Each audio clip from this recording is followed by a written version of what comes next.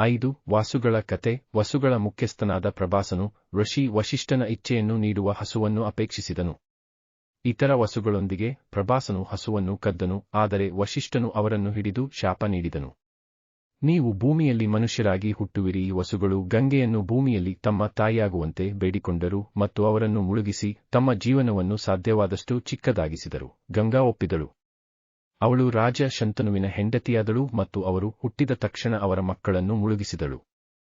ಆದರೆ 8ನೆಯ ಮಗು ಜನಿಸಿದಾಗ ಶಂತನು ಅವಳನ್ನು ತಡೆದನು. ಆ 8ನೆಯ ಮಗು ಪ್ರಭಾಸನ ಅವತಾರ. ಶಂತನು ಅವನಿಗೆ ದೇವವ್ರತ ಎಂದು ಹೆಸರಿಸಿದನು. 6 ದೇವವ್ರತ ಹೊರಡುತ್ತಾನೆ ಮತ್ತು ಹಿಂದಿರುಗುತ್ತಾನೆ. ನಾನು ಈಗ ನನ್ನೊಂದಿಗೆ ದೇವವ್ರತನನ್ನು ಕರೆದುಕೊಂಡು ಹೋಗುತ್ತೇನೆ. ಗಂಗಾ ಶಂತನುವಿಗೆ ಹೇಳಿದಳು, ಶಿಶುವನ್ನು ತನ್ನ ತೋಳುಗಳಲ್ಲಿ ತೊಟ್ಟಿಲು ಮತ್ತು ನಂತರ ಅವನನ್ನು ನಿಮ್ಮ ಬಳಿಗೆ ಹಿಂತಿರುಗಿಸು. ನಂತರ ಅವಳು ನದಿಯಲ್ಲಿ ಕಣ್ಮರೆಯಾದಳು.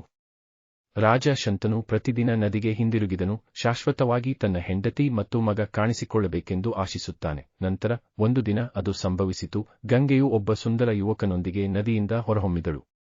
ನಿಮ್ಮ ಮಗ ಋಷಿ ವಸಿಷ್ಠರಿಂದ ವೇದಗಳನ್ನು ಕಲಿತಿದ್ದಾನೆ ಮತ್ತು ಪರಶುರಾಮ ಅವನಿಗೆ ಯುದ್ಧದ ಕಲೆಗಳನ್ನು ಕಲಿಸಿದ್ದಾನೆ ಎಂದು ಅವಳು ಹೇಳಿದಳು. ಶಂತನು ತನ್ನ ಮಗನನ್ನು ಆಲಿಂಗಿಸಿಕೊಂಡನು ಮತ್ತು ಅವನನ್ನು ಕಿರೀಟರಾಜ, ಅವನ ಉತ್ತರಾಧಿಕಾರಿ ಎಂದು ಘೋಷಿಸಿದನು. ನಂತರ ಗಂಗೆ ಸ್ವರ್ಗಕ್ಕೆ ಮರಳಿದಳು.